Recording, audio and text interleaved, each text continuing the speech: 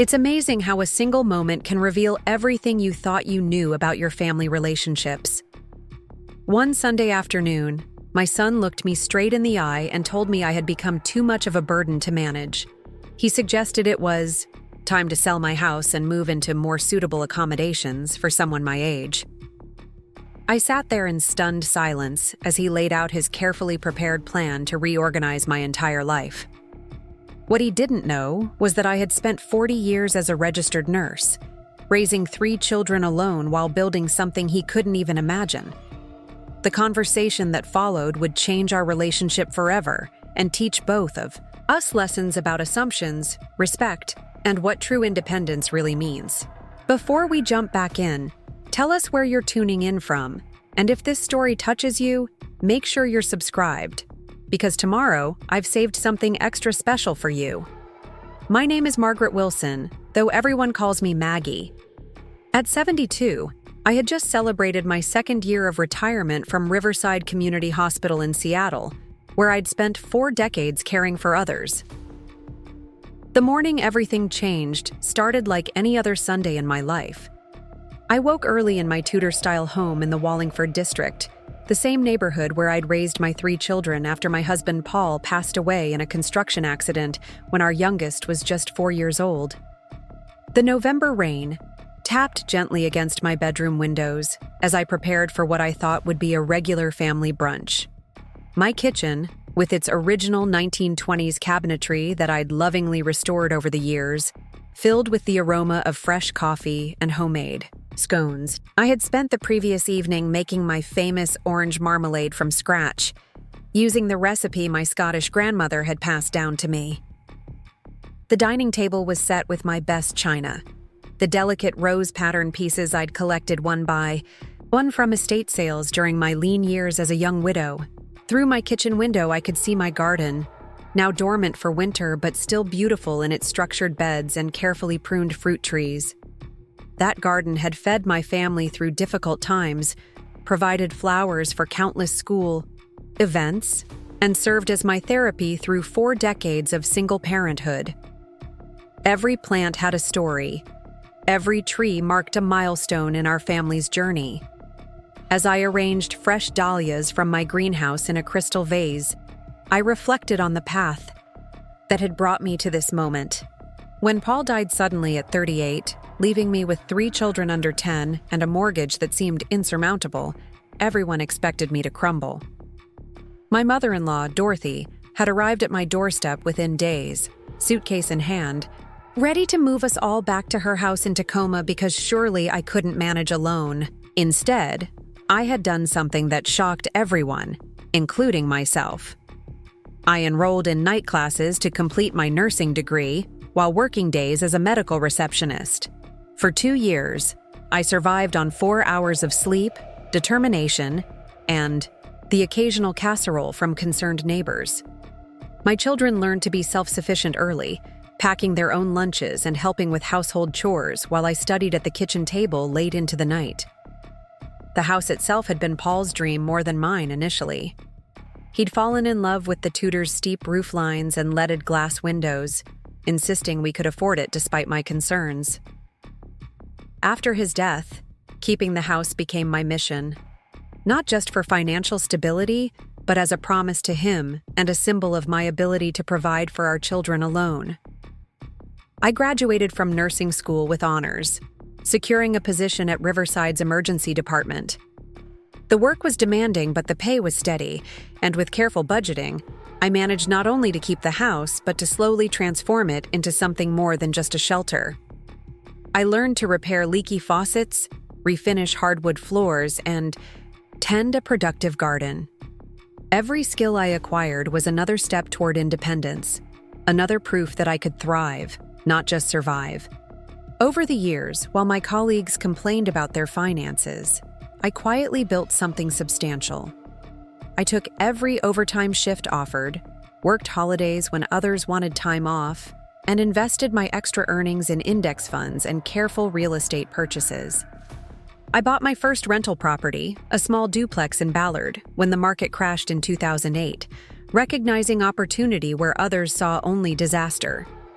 By retirement, I owned 3 rental properties, all mortgage-free, generating steady income that supplemented my pension. But I never flaunted my financial success. I continued shopping sales, growing my own vegetables, and mending clothes rather than buying new.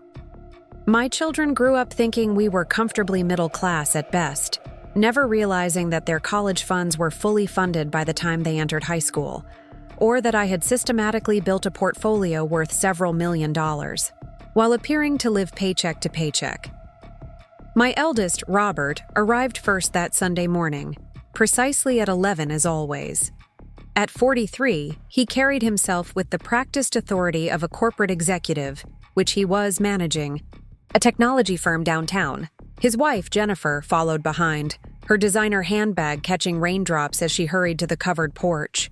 They didn't bring my grandchildren, Emma and Josh, which struck me as unusual for a Sunday brunch. Linda, my middle child, arrived, next with her husband, Steve. At 41, she ran a boutique marketing agency that always seemed to be struggling with cash flow, despite her constant talk of big clients and important campaigns. She looked tired, her usually perfectly styled blonde hair pulled back in a simple ponytail, her expression preoccupied. Thomas, my youngest at 39, came alone. Recently divorced, he worked as a real estate agent and had been living in one of my rental properties for the past 6 months at a significantly reduced rent while he got back on his feet. He avoided my eyes as he entered, focusing intently on removing his rain-soaked jacket. As I served fresh fruit salad and warm scones, I noticed the unusual tension in the room. My children exchanged meaningful glances across the table, the kind of silent communication they'd perfected as teenagers when planning to ask for something they knew I'd initially refuse. Jennifer kept checking her phone, while Steve shifted uncomfortably in his chair. Only Linda's husband seemed genuinely interested in the food, helping himself to a second scone while the others picked at their plates. The conversation remained, superficial and stilted, circling around safe topics like the Seattle weather and the Seahawks' prospects for the season. I mentioned my upcoming trip to Scotland, a genealogy tour I'd planned to trace our family roots, but received only distracted nods in response. When I asked about the grandchildren's latest activities, Robert quickly changed the subject to ask about my recent doctor's appointment. Just a routine checkup, I assured him, though I noticed how intently they all listened to my response. Dr. Patterson says I'm healthy as a horse, blood pressure perfect, cholesterol in check. She jokes that I'll outlive her. Thomas cleared his throat, the sound artificial and rehearsed. Mom, speaking of health, we've been talking and we have some concerns. The words hung in the air like fog off Puget Sound. I set down my coffee cup carefully, the delicate clink against the saucer the only sound in the suddenly quiet room. Through the dining room window, I could see my neighbor's oak tree, its last leaves clinging stubbornly to the branches. I knew that whatever was coming had been rehearsed, planned, coordinated among them without my knowledge. Concerns? I repeated, my voice calm despite the tightening in my chest. Robert leaned forward, assuming the role of spokesman as he had, since Paul's death when, at 12, he'd declared himself the man of the house. Mom, you're 72. This house is too much for one person to maintain. The stairs, the garden, the maintenance, it's becoming a burden. A burden to whom? I asked, genuinely curious about his choice of words. He looked uncomfortable, but pressed on. To you, of course, and honestly, to us. We worry about you, here alone. What if you fell? What if there's an emergency? None of us live close enough to help quickly. I glanced around the table at my 3 children, each avoiding direct eye contact. I wasn't aware that I'd asked for help or indicated I was struggling with my home. Linda jumped in, her marketing skills evident in her carefully modulated tone.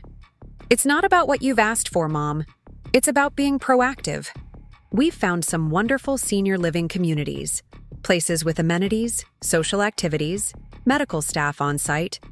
You'd have your own apartment, but with support available when needed. she produced a glossy brochure from her handbag, sliding it across the table toward me. Sunset Gardens, Senior Living, where life begins at retirement. The photos showed smiling seniors playing cards, attending water aerobics classes, and sharing meals in a cafeteria-style dining room. It looked pleasant enough, but it wasn't my home. "And the house?" I asked, though I already knew where this conversation was heading. Thomas finally spoke, his real estate training evident. "The market is incredible right now, Mom.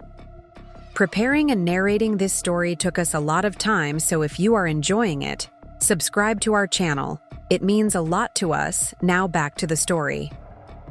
Your house is worth at least triple what you and Dad paid for it. Maybe more with the right staging.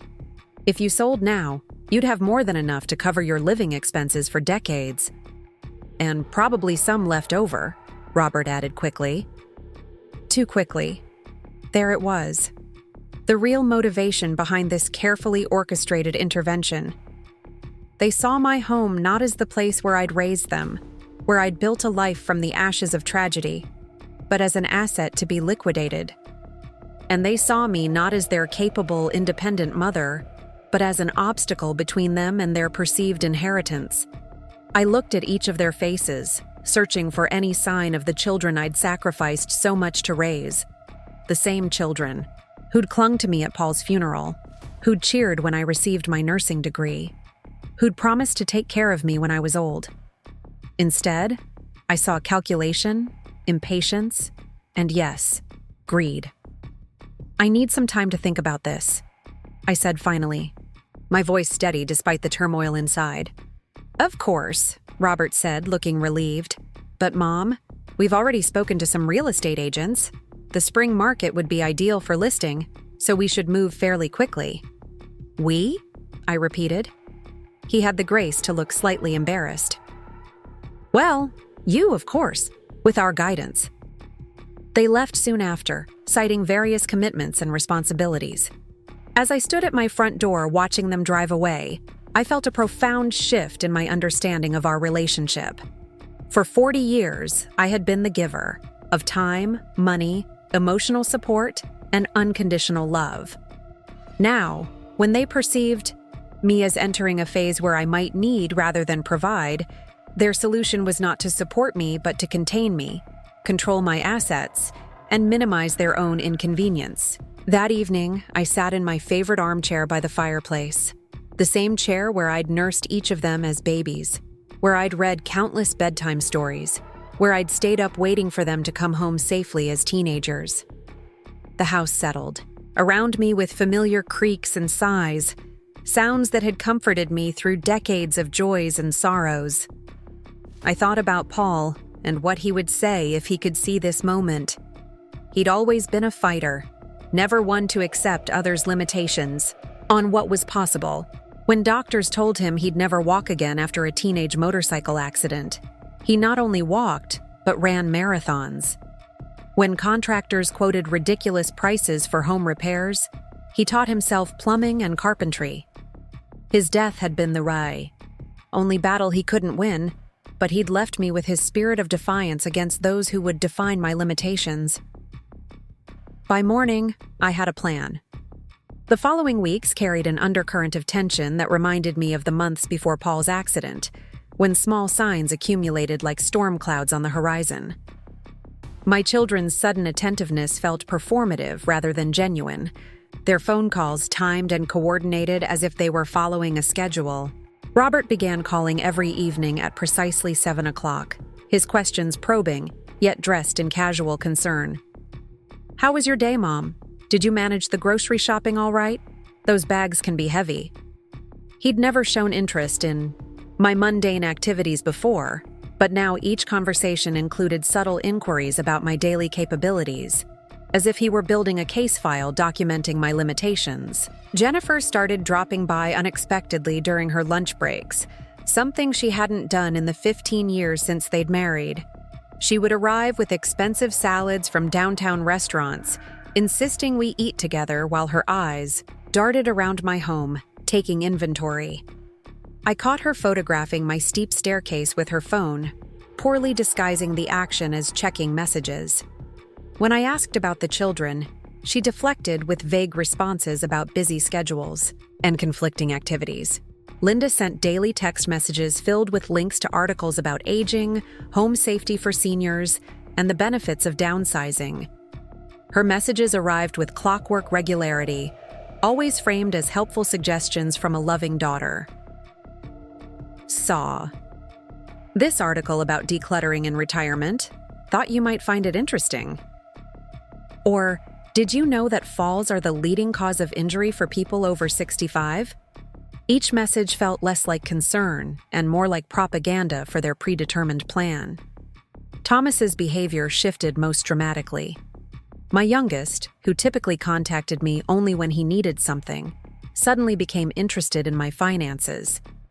During one visit, I found him in my home office, standing near my desk with poorly concealed interest in the bank statements I'd been reviewing. "Just looking at Dad's old baseball cards," he said quickly, gesturing toward a bookshelf where Paul's collection sat untouched for decades.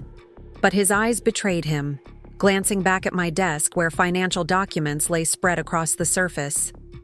"Since when are you interested in baseball memorabilia?" I asked, moving to gather the papers. He shrugged, attempting casualness. "Might be worth something now. You should get them appraised. Actually, you should probably get the whole house contents appraised, for insurance purposes." The suggestion felt calculated, another piece of their larger strategy to document and value everything I owned.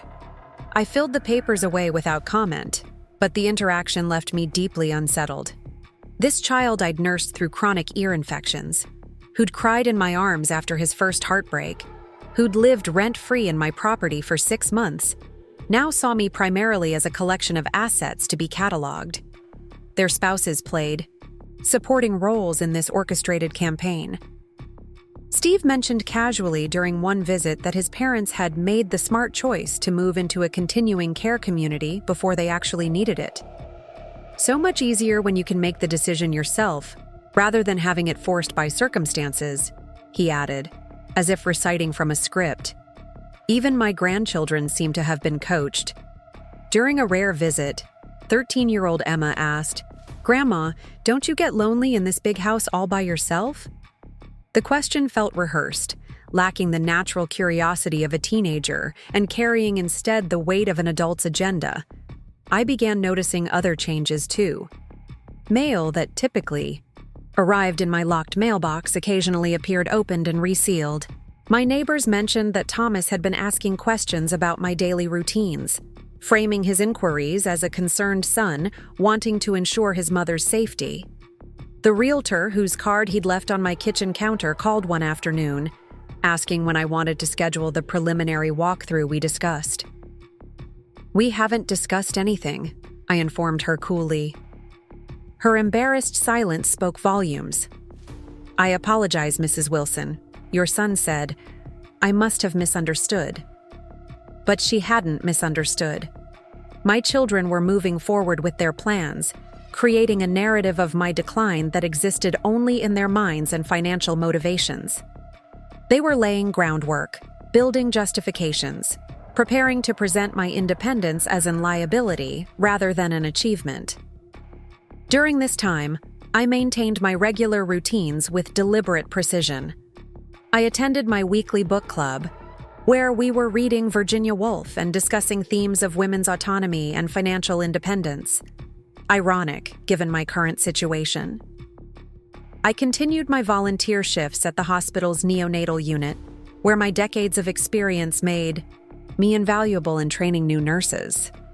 I kept my Tuesday morning swimming sessions at the community center, where I outpaced swimmers half my age. My friend Eleanor, who I'd known since our first year in nursing school, noticed my distraction during our monthly lunch at the Pike Place Market. We sat at our usual table overlooking the Sound, sharing clam chowder and sourdough bread while seagulls wheeled overhead. "You're somewhere else today," she observed, her keen eyes studying my face. At 75, Eleanor had faced her own battles with adult children who thought they knew better. Her daughter had tried to convince her to give up her downtown condo and move closer to the suburbs, where it's safer. I traced patterns in my soup with my spoon. The children are circling. She understood immediately.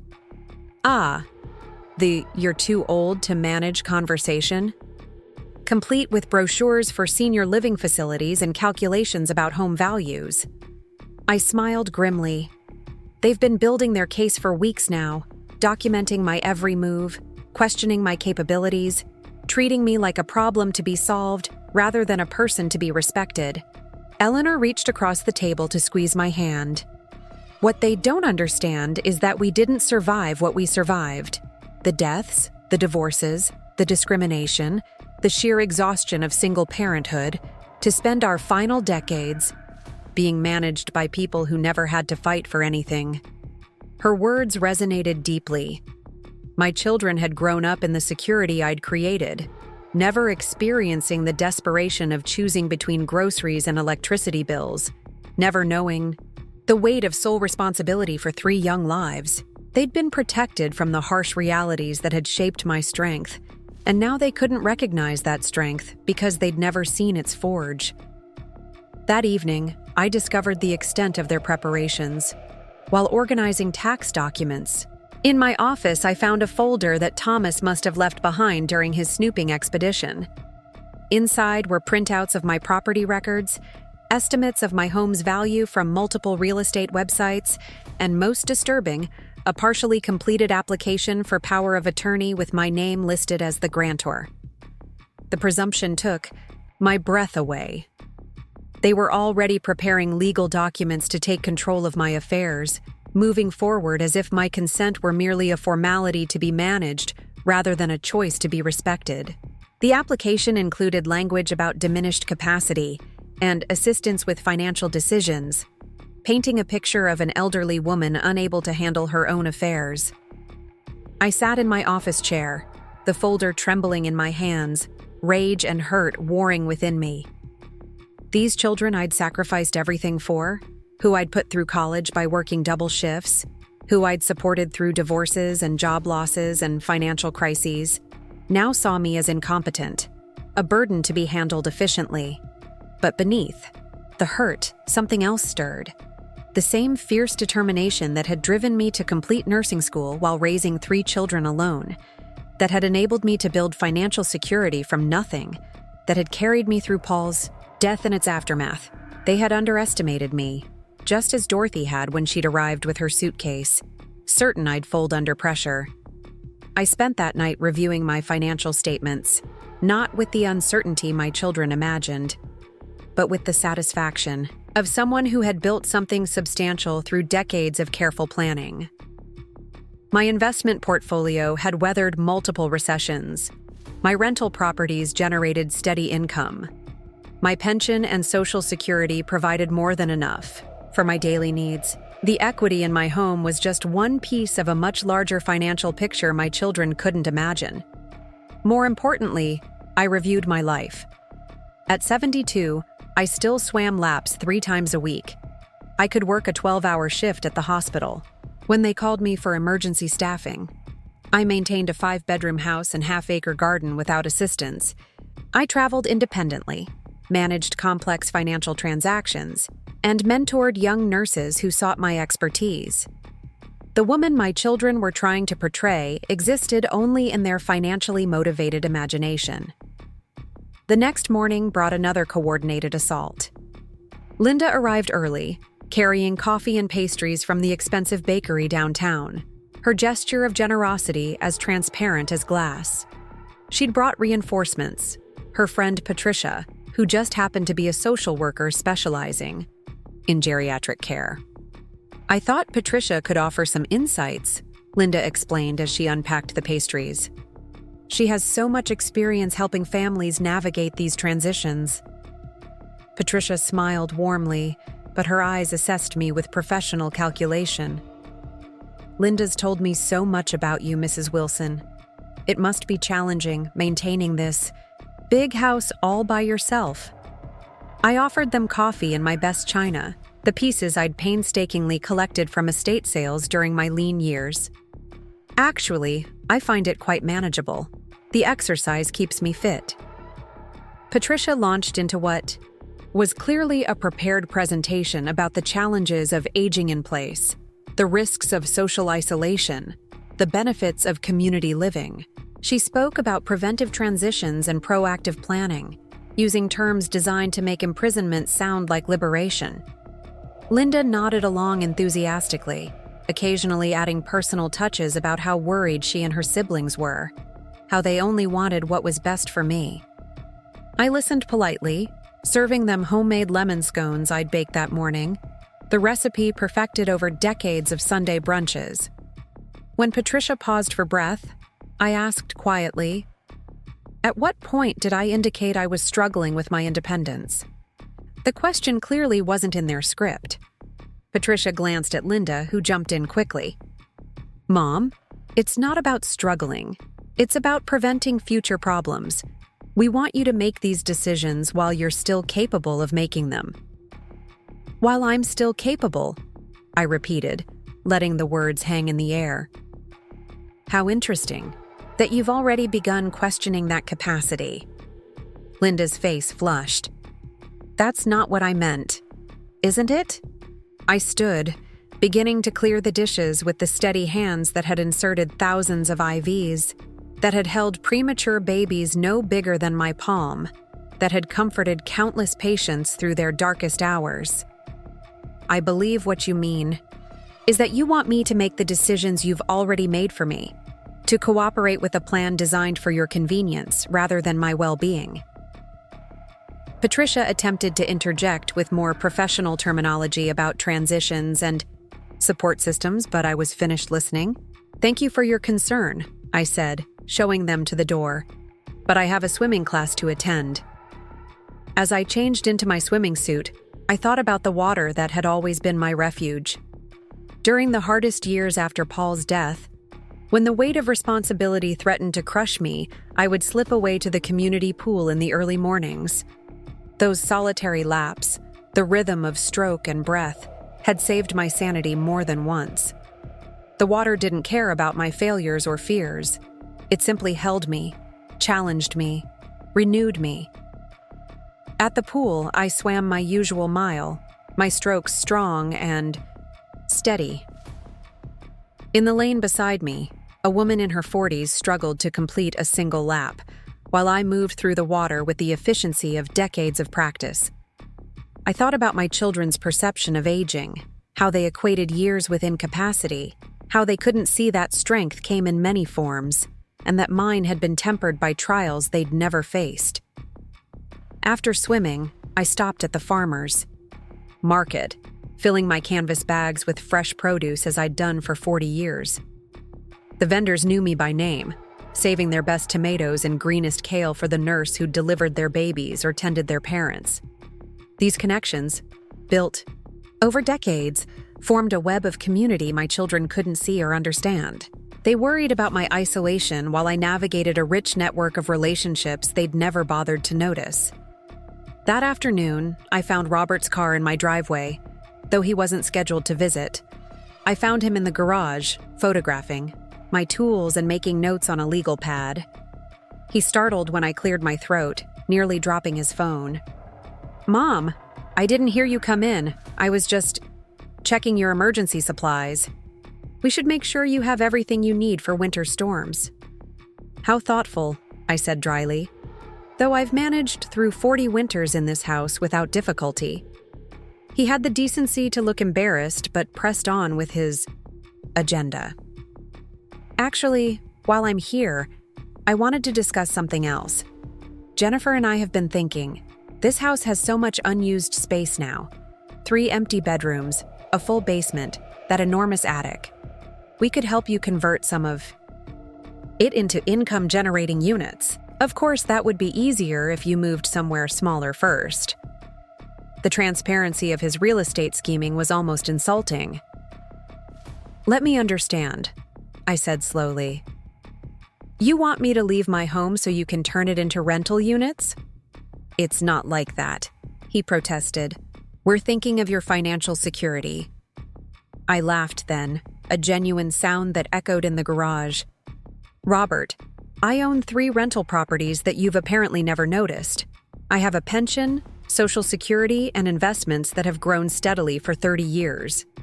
My financial security isn't in question, but clearly, your perception of it is."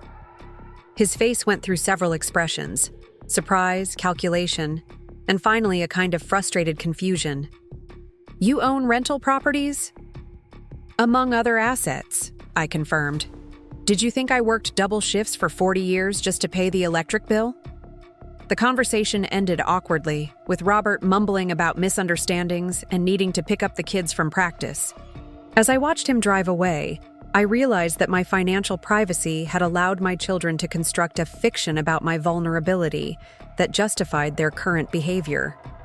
They'd mistaken my frugality for poverty, my independence for isolation, my contentment for complacency. That evening, I called my friend Eleanor to cancel our planned dinner. "I need to make some arrangements," I explained. "The children?" she asked, understanding immediately. "They've left me no choice," I confirmed. "They want to treat me like a problem to be managed? Fine. I'll show them exactly how capable I am of managing my own affairs." I spent the night at my desk, not hunched over bills as my children might imagine, but strategically planning my response to their coordinated campaign. They wanted documentation? I would give them documentation. They questioned my capacity? I would demonstrate it conclusively. They saw me as a burden? I would redefine the terms of our relationship entirely. By dawn, I had contacted my attorney, my financial advisor, and my accountant. I had drafted letters, outlined asset restructuring, and prepared for what would likely be the most difficult confrontation of my life. But unlike 40 years ago, when I'd faced widowhood with 3 young children and an uncertain future, I now faced this challenge with resources, experience, and the hard-won wisdom of 7 decades. My children thought they were managing an elderly woman's decline. They were about to discover they had awakened something far more formidable: a mother's determination to maintain her dignity, independence, and the right to live life on her own terms. The girl who had put herself through nursing school while raising 3 children had grown into a woman who would not be diminished by anyone's limited perception of her worth. As the sun rose over Seattle, painting Mount Rainier in shades of pink and gold, I prepared for the battle ahead. But this time, unlike when Paul died, I wasn't fighting for survival. I was fighting for respect, for autonomy, and for the recognition that 72 years of life had made me more capable, not less. My children were about to learn that their mother had not only survived their father's death and single parenthood, but had thrived in ways they couldn't imagine. The irony wasn't lost on me. They worried about my capacity while demonstrating their own inability to see me clearly. They feared my vulnerability while revealing their own dependence on what they assumed I would leave behind. They planned my future while blind to my present. I watered my orchids, fed the birds at the feeder Paul had built our first winter in the house, and made a pot of strong coffee. Then I sat down at my computer and began typing an email to all 3 of my children. "We need to have an honest conversation about boundaries, respect, and the significant misconceptions you appear to have about my life. Please plan to meet me this Sunday at 2 p.m. Come alone, without spouses. What I have to share requires your complete attention and a willingness to see me as I am, not as you've decided I should be." I hit send before I could second-guess myself, then went about my morning routine. There was laundry to do, a garden to tend, a life to live. Whatever came next, I would face it as I had faced every challenge since Paul's death, with determination, dignity, and the absolute certainty that I alone would decide the terms of my own existence. As I knelt in my garden, pulling weeds and deadheading the last of the autumn roses, I thought about the bulbs I'd planted last month. Tulips and daffodils that would lie dormant through winter, gathering strength beneath the frozen ground, waiting for spring to reveal their hidden vitality. My children saw winter approaching and assumed decline. They couldn't imagine the blooms that experience and careful tending had cultivated beneath the surface. The phone rang several times that morning. Robert's number, then Linda's, then Thomas's. I let them go to voicemail, knowing they were likely consulting about my email, strategizing their response. Good. Let them wonder. Let them worry. Let them realize that their carefully orchestrated campaign had failed to catch me unaware or unprepared. Margaret Wilson might be 72 years old, but she was far from finished. In fact, she was just getting started. Sunday. Arrived with unusual November sunshine, the kind of crisp, clear day that reminded me why I'd never left Seattle despite its reputation for rain. The mountain stood sentinel in the distance, its snow-capped peak a testament to permanence and strength. I arranged my living room carefully, removing the usual clutter of newspapers and knitting projects, creating a formal atmosphere that would signal the gravity of our meeting. By 2 o'clock, they had all arrived, filing into my home with the wary expressions of children called to the principal's office. Robert entered first, his usual confidence somewhat diminished, followed by Linda clutching her designer handbag like a shield. Thomas slouched in last, hands thrust deep in his pockets, avoiding eye contact with his siblings as much as with me. I gestured to the seating arrangement I'd prepared, the sofa and chairs positioned to face each other equally, no one person given a position of authority. They sat reluctantly, exchanging glances that spoke of hurried phone consultations and strategic planning. I remained standing, my back to the fireplace where family photographs spanning 4 decades watched over us. "Thank you for coming," I began, my voice steady. "I believe it's time we addressed some fundamental misunderstandings about my current situation and future plans." Robert leaned forward, immediately attempting to take control. "Mom, before you say anything, we want you to know that everything we've suggested comes from a place of love and concern." I held up a hand, silencing him with a gesture I'd perfected during decades of managing emergency rooms. "I'll ask you to let me speak first. You've had weeks to present your case. Now it's my turn." The surprise on their faces might have been comical in other circumstances. When had their compliant, accommodating mother become this woman who commanded attention and demanded to be heard? I moved to the mantelpiece, where I'd arranged a series of documents. "Over the past month, you've conducted what can only be described as surveillance of my daily activities. You've questioned my neighbors, documented my routines, photographed my home, and even begun preparing legal documents to assume control of my affairs." I held up the power of attorney application Thomas had left behind. "This, I believe, belongs to you?" Thomas's face flushed deep red. "Mom, that's not. We weren't." "Weren't what? Planning to take control of my life without my consent? Or weren't expecting me to discover your plans?" Linda attempted her marketing voice, smooth and persuasive. "You're misinterpreting our intentions. We simply want to be prepared."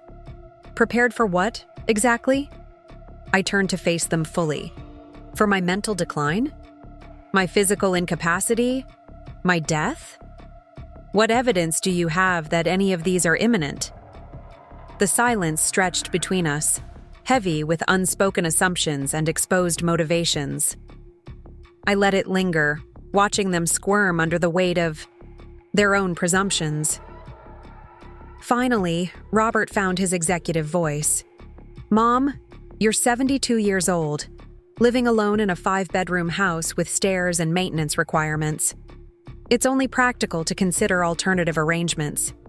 "Practical for whom?" I asked. "Let's discuss practicality, shall we? This morning, I swam a mile at the community center. Yesterday, I volunteered 8 hours in the neonatal unit, training new nurses in techniques I've perfected over 40 years. Last week, I balanced the books for 3 rental properties, managed a stock portfolio that's outperformed the market for 2 decades, and maintained a half-acre garden that supplies fresh produce to myself and several neighbors." Their expressions shifted from concern to confusion. This wasn't the narrative they'd constructed, the story of a declining widow who needed their protection and guidance. "But the house," Linda began, "the house that I've maintained for 38 years? The one where I raised 3 children alone after your father died? The home I've updated, renovated, and improved while you were building your own lives." I picked up a folder from the mantel. "Would you like to see the recent inspection report? It's in better condition now than when your father and I bought it." Thomas shifted uncomfortably. "We didn't know about the rental properties." "Because you never asked," I replied simply. "You've spent so much time documenting what you perceive as my limitations that you never bothered to discover my capabilities." I opened the folder and began laying documents on the coffee table. Bank statements, investment summaries, property deeds, rental income reports. The evidence of 4 decades of careful financial planning spread before them like a map of territory they'd never imagined existed. Robert picked up one of the statements, his eyes widening. "This can't be right. These numbers are accurate," I finished. "Did you think I worked double shifts for 40 years just to keep the lights on? Did you imagine that a woman who put herself through nursing school while raising 3 children would somehow forget how to manage money?" Linda stared at the property deeds. 3 rental properties? How did we not know?" "Because you saw what you expected to see," I said, sitting down across from them. "A widow living modestly, clipping coupons, shopping sales. You never questioned why someone so apparently frugal could afford to help with your down payments, your children's education, your business ventures. You never wondered how I could travel to Europe last year or take that Alaskan cruise with Eleanor." The revelation hung between us, reshaping their understanding of who I was and what I'd accomplished. I watched them recalibrate, their carefully constructed narrative of my vulnerability crumbling in the face of evidence they couldn't deny. Thomas finally spoke, his voice small. "Why didn't you tell us?" I considered the question carefully. Would it have changed anything? You've known me for 40 years. You've watched me navigate widowhood, single parenthood, a demanding career. Yet when you looked at me recently, all you saw was age. A number that somehow erased everything else. I am and have been. Robert set down the financial statement. "We were trying to help." "Were you?" I challenged. "Or were you trying to help yourselves to what you assumed would be your inheritance? Let's be honest about what this is really about." Linda's face crumpled slightly. "That's not fair, Mom. We do care about you." "I believe you care," I acknowledged. "But caring isn't the same as respecting. You care about what happens to me. You don't respect my ability to determine what that should be." I stood again, moving to the window where afternoon light streamed through the leaded glass. "Let me paint you a different picture from the one you've constructed. I'm 72 years old. I have a master's degree in nursing, 40 years of experience in emergency medicine, and a financial portfolio that would surprise most financial advisors. I own 4 properties outright, have a pension that covers all my expenses, and investments that continue to grow." I turned back to them. "I swim 3 times a week, maintain a large garden, volunteer regularly, travel independently, and manage multiple income streams. I have a network of friends built over decades, a community that values my contributions, and plans for the future that extend well beyond sitting in a retirement home playing bingo." The room fell silent again, but this time it was the silence of recognition rather than strategy. They were seeing me, really seeing me, for perhaps the first time in years. "But what about the house?" Robert asked, his voice now uncertain. "It is big for one person." "It's the size I choose," I replied. "Every room has a purpose. The garden feeds me and my neighbors. The extra bedrooms accommodate guests and provide space for my interests. The basement houses my preserving equipment and Paul's woodworking tools, which I've learned to use myself. The attic stores family history, your history, that I'm gradually cataloging for future generations." I paused, letting them absorb this. "More importantly, it's my home. The place where I rebuilt my life after loss, where I found strength I didn't know I had, where I created security for all of us. You want me to abandon it because you've decided it's impractical? Based on what authority? Linda wiped at her eyes. We just worry about you being alone. I'm not alone, I said gently. I'm independent. There's a profound difference, though you seem unable to recognize it. Thomas stood abruptly, pacing to the bookshelf where Paul's baseball card collection still resided. You make us sound like vultures, circling for your money. Aren't you? I asked quietly. The first solution you proposed to my alleged vulnerability was to liquidate my largest asset. You brought real estate agents to evaluate my home. You drafted power of attorney documents. You researched senior living facilities that would require selling my property to afford. If it's not about money, why was money your first consideration? He spun to face me. Because we're struggling. Robert's company is downsizing. Linda's agency lost 2 major clients. My divorce cleaned me out. We assumed, that my assets would solve your problems, I finished. That's what children are supposed to inherit anyway, right? The family resources? The raw honesty of the moment crackled between us. Finally, we were discussing what had really driven their intervention, not concern for my well-being, but fear for their own financial futures. Robert slumped in his chair. When you put it like that, we sound terrible. You sound human, I corrected. But being human doesn't excuse treating me as less than human. You looked at me and saw a resource to be managed, not a person to be respected. That's what I cannot accept. I returned to my chair, gathering the financial documents into a neat stack. I've made some decisions about my estate planning. Would you like to hear them? They nodded, subdued now. Their earlier confidence evaporated. First, the house remains mine until I decide otherwise. Any future decisions about my living situation will be made by me alone, based on my assessment of my needs, not yours. I pulled out a new document. Second, I've established the Paul and Margaret Wilson Nursing Scholarship Fund. The initial endowment is substantial, and it will receive the bulk of my estate upon my death. Young people who want to pursue nursing careers will benefit from what I've built, just as I benefited from those who helped me decades ago. Their faces registered shock, but I continued. Third, each of my grandchildren will receive education, trusts.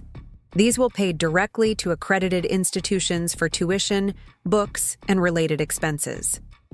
The funds cannot be accessed for other purposes or controlled by their parents. Linda's voice was barely a whisper. And us? You'll each receive a modest inheritance, I said. Enough to acknowledge our relationship, not enough to solve your financial problems or justify viewing me as a banking institution with a pending expiration date. The brutality of my honesty shocked even me, but it needed to be said. They needed to understand how their actions had appeared from my perspective. Robert's shoulders sagged. We've destroyed everything, haven't we? Our relationship, your trust in us. I considered this. Destroyed is a strong word, but you've certainly damaged it. Trust, once broken, requires significant effort to rebuild. Can it be rebuilt? Linda asked, tears now flowing freely.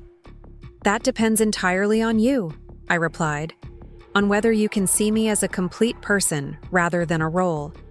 On whether you can respect my autonomy even when you disagree with my choices.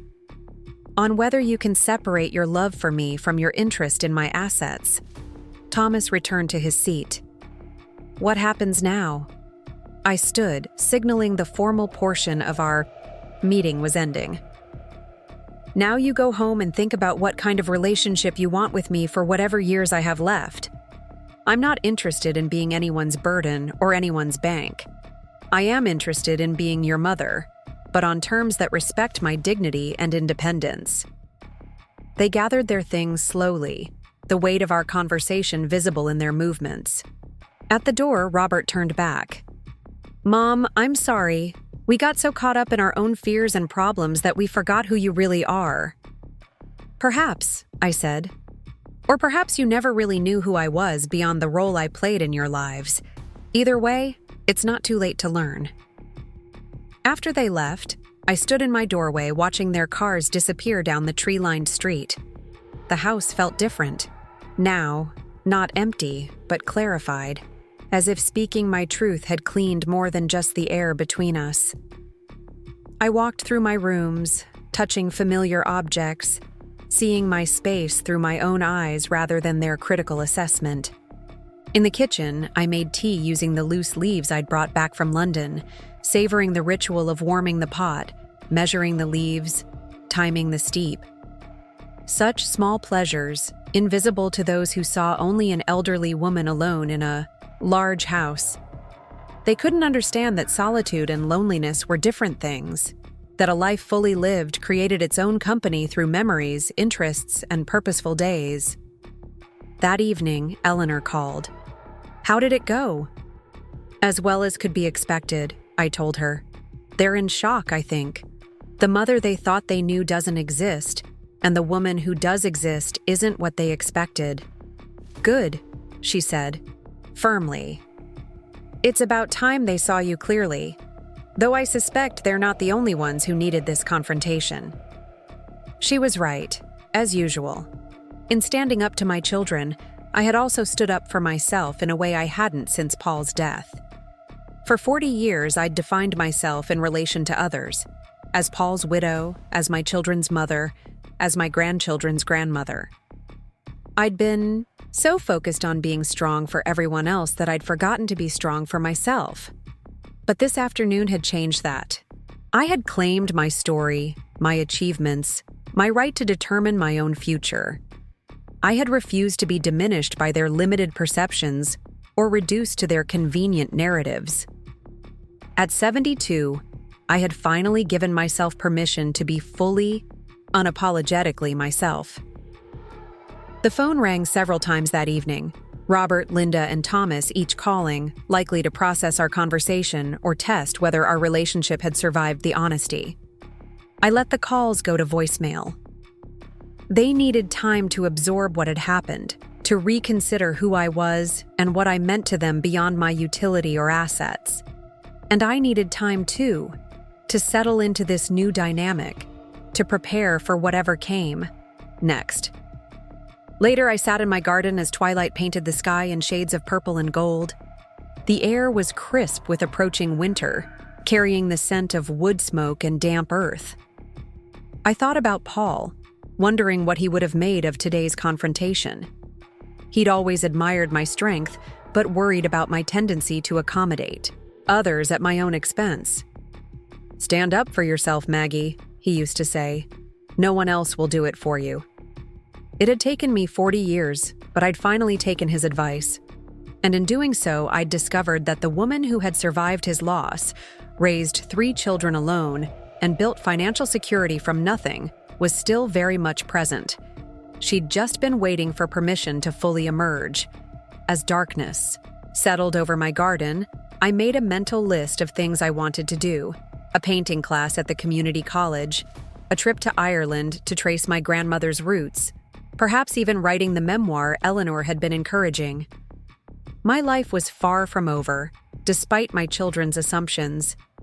If anything, it was entering a new phase of possibility, freed from the constraints of others' expectations. Tomorrow would bring whatever it would bring: reconciliation or estrangement, understanding or continued conflict. But tonight, I sat in my garden, in my home, surrounded by the life I'd built and the choices I'd made.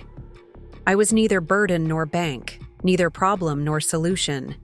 I was simply Margaret Wilson, 72 years old, and finally, fully, myself.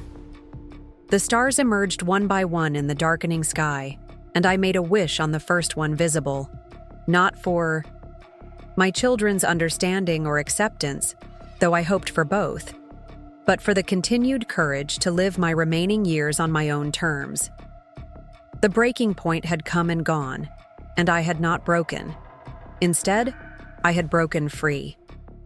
The morning after our confrontation dawned gray and misty, Seattle showing its typical November face. I woke before sunrise, as had been my habit for decades, but this morning felt different.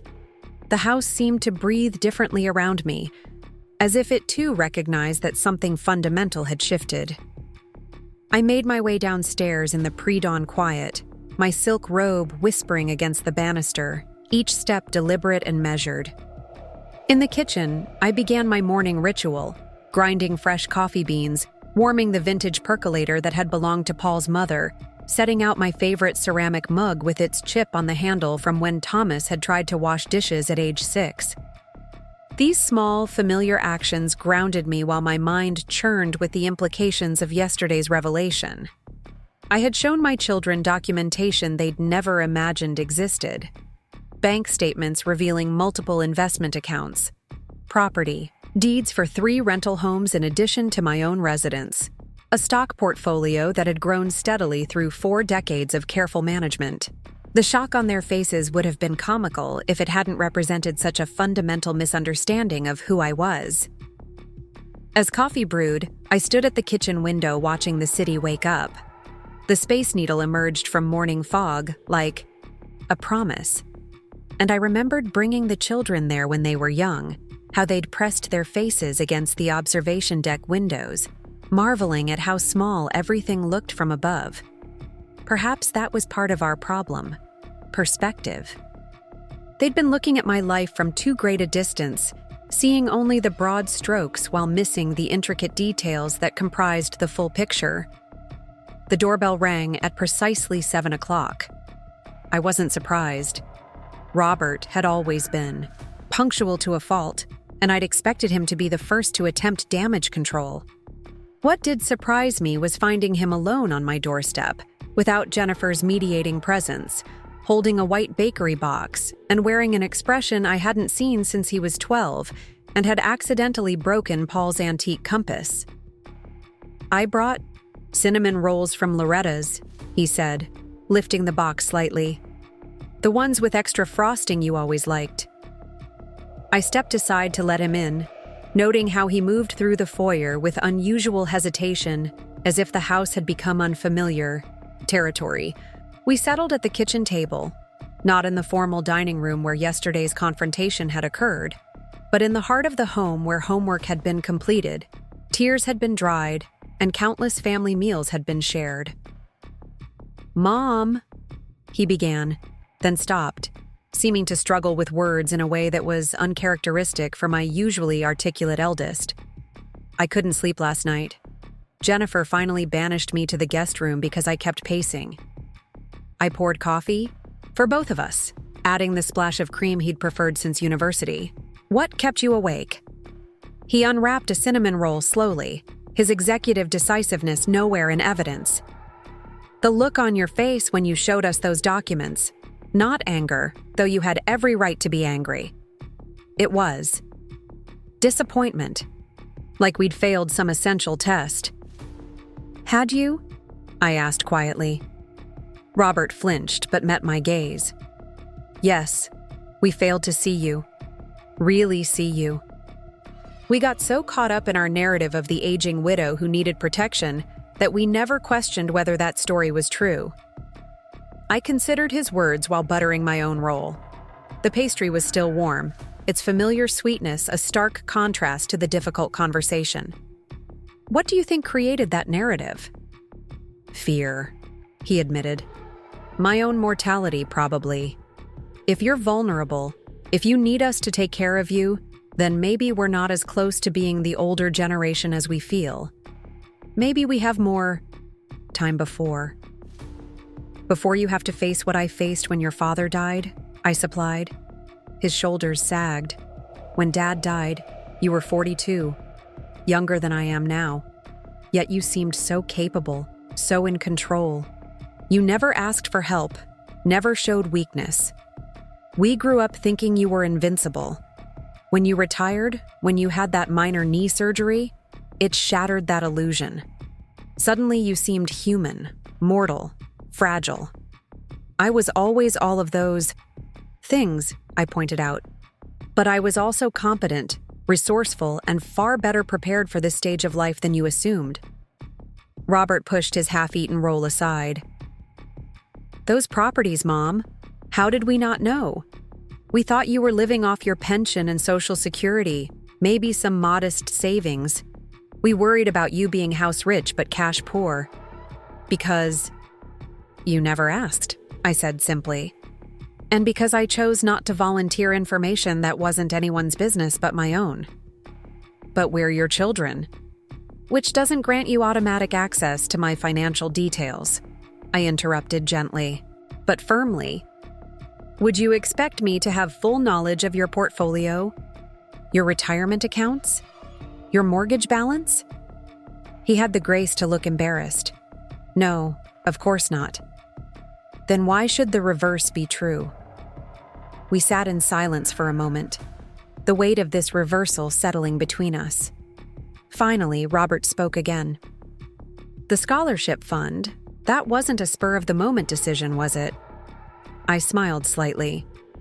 I've been planning it for 5 years. The paperwork was already drafted. I simply hadn't pulled the trigger yet. Your intervention provided the catalyst I needed. And removing us as primary beneficiaries? A consequence of your actions, I said evenly. You demonstrated that you saw my assets as your safety net. That perspective needed correction. Robert winced. It sounds so mercenary when you put it like that. How else should I put it? You researched senior living facilities that would require selling my home. You brought in real estate assessments. You prepared power of attorney documents. Every action focused on gaining control of my resources, not on understanding my actual needs or desires. He stared into his coffee cup, as if it might hold answers. We thought we were being responsible, proactive, good children looking out for their aging mother. You were being presumptuous, I corrected. And yes, mercenary, though perhaps unconsciously so. Tell me, Robert, when did you last ask about my dreams? My plans? My interests beyond being your mother? The question hung in the air like morning mist. I watched him search his memory, saw the moment he realized the answer. His shoulders slumped further. I can't remember, he whispered. God, Mom, when did I stop seeing you as a person? The raw honesty of the question cracked something in my chest. This was my firstborn, the boy who'd stepped up after Paul's death, who'd tried so hard to be the man of the house at 12. Perhaps that premature responsibility had shaped our dynamic in ways I hadn't fully recognized. Maybe when you started seeing me as a problem to be solved rather than a person to be known, I suggested gently. We finished our coffee in contemplative silence. As Robert prepared to leave, he paused at the door. The others want to come by. Linda's been crying all night. Thomas. Well, he's Thomas. He processes differently. But we all want to understand, to make this right somehow. Understanding is a good start, I agreed. But making it right will require more than words. After he left, I spent time in my study, the room that had once been Paul's domain, but which I'd claimed and transformed over the years. Floor-to-ceiling bookshelves held not just his economics texts, but my own collection: nursing journals, financial guides, travel memoirs, gardening manuals, literature I'd finally had time to explore in retirement. My desk, a beautiful cherry, wood piece I'd bought myself for my 60th birthday, faced the window overlooking my back garden. I pulled out the files I'd shown my children yesterday, spreading them across the desk. 3 rental properties, all mortgage-free, generating steady income. The first I'd bought during a market downturn in the early 90s, scraping together a down payment from years of overtime shifts. The second came after a particularly brutal winter when I'd worked extra holiday shifts while my colleagues traveled. The third I'd acquired 5 years ago, recognizing that the neighborhood was on the verge of gentrification. Each property told a story of sacrifice and strategic thinking. The duplex in Ballard where I'd spent weekends painting and repairing, learning plumbing from library books and electrical work from YouTube videos. The craftsman in Wallingford I'd restored room by room, hiring contractors only for what I couldn't safely do myself. The modern townhouse in Capitol Hill that attracted young tech workers willing to pay premium rent for updated amenities. My stock portfolio revealed similar careful planning. No risky ventures or get-rich-quick schemes, just steady investment in index funds and blue-chip companies, dividends reinvested, patience rewarded with compound growth.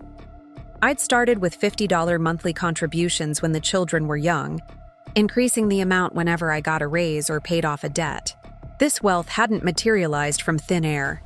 It had grown from countless small decisions, mending clothes instead of buying new, growing vegetables instead of shopping at Whole Foods, choosing the reliable Honda over the flashy BMW, vacationing in national parks instead of European capitals, at least until the children were grown and my finances secure.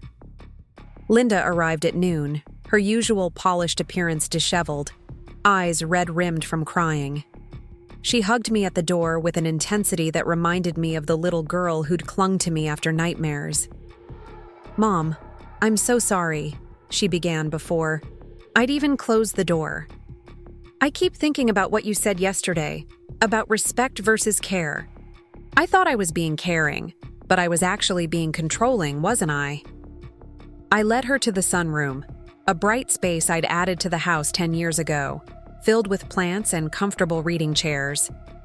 "Tell me what you thought you were doing," I invited. Linda curled up in one of the chairs, looking younger than her 41 years. "I thought we were protecting you. From isolation, from decline, from the burden of maintaining this big house alone. But really, we were protecting ourselves from watching you age, from accepting that someday you won't be here." Her honesty surprised me. Linda had always been the most image-conscious of my children, the one who crafted perfect social media posts and worried about appearances. This raw vulnerability was rare. "When did you start seeing aging as decline rather than evolution?" I asked. She considered this. "Maybe when Martha Stewart went to prison. That sounds stupid, but she was this icon of capable older womanhood, and suddenly she seemed fallible. Or when Susan's mother fell and broke her hip last year. One day she was leading her book club. The next, she was in assisted living. It scared me." "So you projected that fear onto me?" "Without even realizing it," Linda admitted. "Every time you mentioned being tired or forgetting something minor, I cataloged it as evidence of deterioration.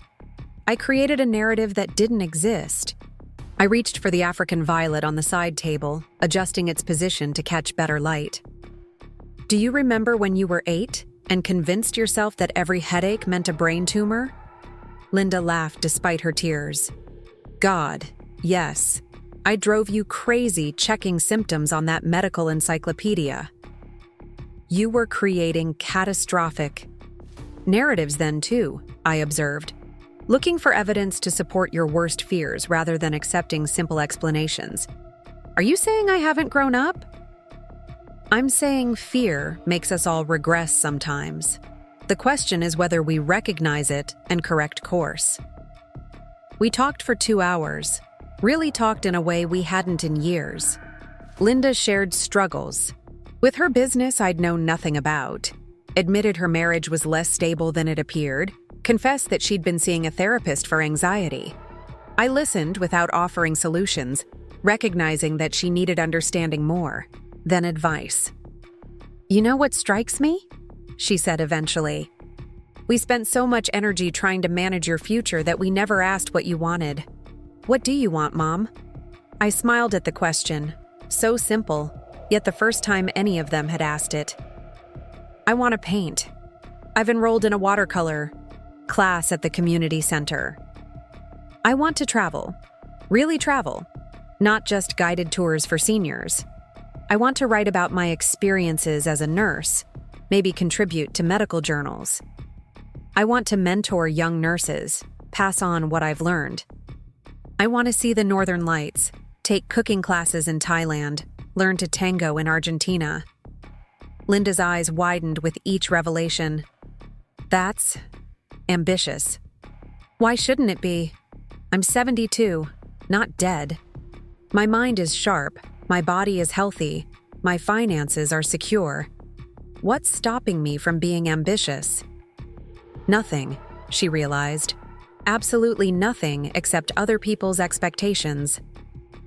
Thomas arrived as Linda was leaving, the siblings exchanging awkward hugs in the doorway.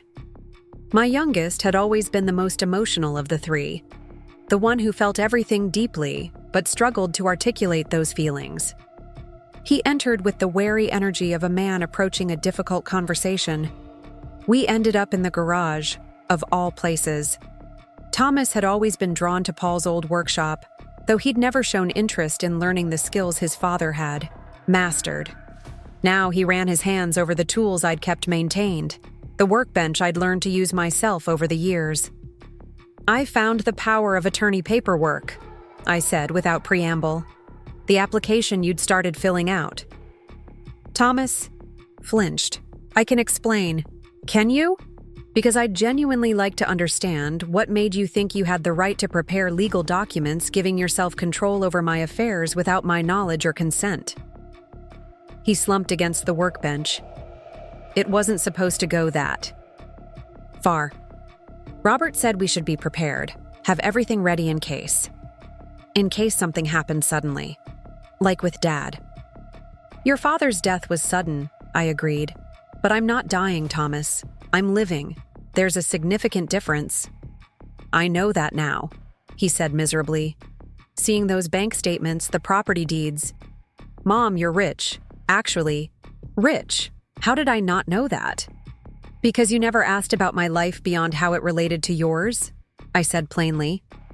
When was the last time you showed interest in my activities, my plans, my achievements? The question seemed to pain him physically. I've been a terrible son. You've been a limited son, I corrected. Limited by your own assumptions and fears.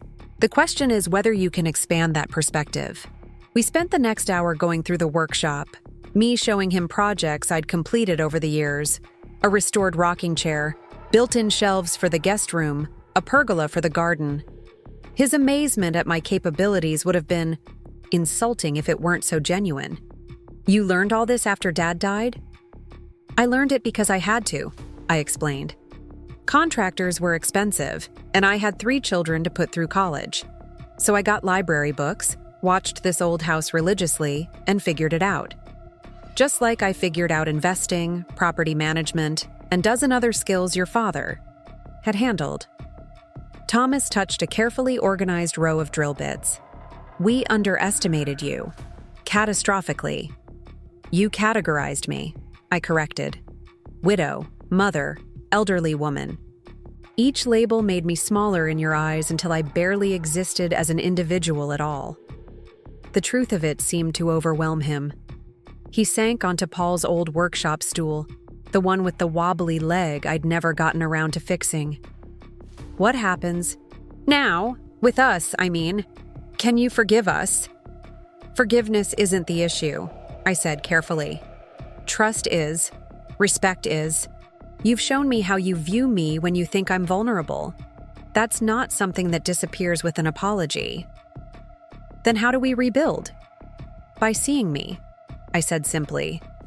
Not as your mother, not as a widow, not as an elderly woman who needs managing. As Margaret Wilson, complete person with her own dreams, capabilities, and right to make choices, even ones you might not agree with. The next few days brought a parade of conversations, each child returning alone or with their spouses, trying to process the new reality. Jennifer's visit with her story about her grandmother had touched me. Steve, Linda's husband, came by to apologize for his role in the intervention, admitting he'd never questioned the narrative because it seemed easier to go along. Even the grandchildren showed up, confused by the family tension but instinctively offering the unconditional love that had temporarily escaped their parents. I used this time to move forward with my plans. Richard Peterson, my attorney, proved remarkably efficient in establishing the Wilson Nursing Scholarship Fund. The initial endowment would come from liquidating some stocks, with the rental income from one property designated for ongoing support. We structured it to provide full tuition for 2 students annually, with preference given to single parents and career changers, people like I had been 40 years ago. The wealth advisor at my bank nearly fell out of his chair when I revealed the full scope of my assets. Mrs. Wilson, you could live very comfortably on just the interest from your investments. The rental income alone exceeds what most people have for total retirement income. I'm aware, I said dryly. I've been managing these assets successfully for decades. Of course I didn't mean. It's just unusual to see someone who's built such wealth while appearing to live so modestly. Appearing is the key word, I pointed out. I've lived exactly as I chose, comfortably but not extravagantly. The difference between my lifestyle and my means gave me freedom and security. It also apparently gave my children the impression I was barely scraping by. He nodded thoughtfully. Privacy about wealth can be protective, though it seems it created some family misunderstandings. Misunderstandings. Such a gentle word for what had nearly happened. My children had been prepared to uproot my entire life based on assumptions about my financial vulnerability. The power of attorney documents Thomas had prepared included language about cognitive decline and inability to manage financial affairs, conclusions they'd reached without any medical evaluation or evidence beyond my age. I scheduled appointments with new doctors for comprehensive evaluations, not because I doubted my capabilities, but because I wanted documented proof of my cognitive function and physical health. The results were unsurprising to me, but would serve as evidence if my children ever again questioned my capacity. Dr. Sarah Chen, the geriatrician, was particularly thorough. Your cognitive scores are exceptional, Mrs. Wilson. Memory, processing speed, executive function. All well within normal ranges. Better than normal, actually. You're performing at the level of someone decades younger. Years of complex problem solving. In emergency medicine probably help, I suggested. Undoubtedly. And your physical health is remarkable. Blood pressure, cholesterol, bone density, everything indicates a woman who's taken excellent care of herself. Whatever concerns your family raised appear to be entirely unfounded. I requested detailed written reports, filing them carefully with my other important documents. Evidence, should I ever need it. The community center watercolor class began the second week after our family confrontation. I arrived early, claiming a spot by the window where natural light would illuminate my work. The instructor, a woman in her 50s named Maria, welcomed each student warmly. "I'm delighted to see such a diverse group," she announced as we settled in. "Art has no age limits, no prerequisites except willingness to explore." My classmates ranged from a 20-something barista to an 80-year-old retired judge. We introduced ourselves briefly, first names only, with no need to explain our presence or justify our interest in art. It felt liberating to be just Margaret rather than someone's mother, widow, or former nurse. As Maria demonstrated basic techniques, I found myself completely absorbed. The way water moved across paper, how pigments bled and blended, the delicate balance between control and allowing the medium its own expression, it fascinated me. For 2 hours, I thought of nothing but color and form, brush and water. "You have a natural eye," Maria observed, looking at my tentative first attempts. "Have you painted before?" "Never," I admitted. "I always thought I'd try someday." "Finally. Decided someday should be today." She smiled. "The best time to start is always now."